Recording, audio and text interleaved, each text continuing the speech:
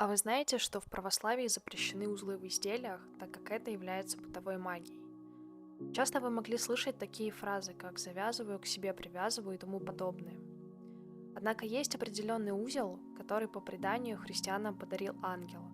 Один монах для того, чтобы посчитать количество прочтенных молитв, завязывал кожаный шнур, но дьявол приходил и развязывал его, чтобы сбить его счет.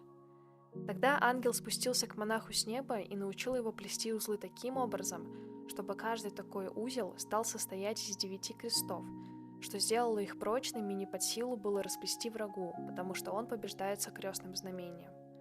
Таким образом появились четки из этих узлов, которые впоследствии приобрели название вервица или компаскиня. И когда молитва произносится по этим четкам, то разбиваются греховные помыслы. Такие четки стали спасательным кругом, брошенные утопающему в омуте греха.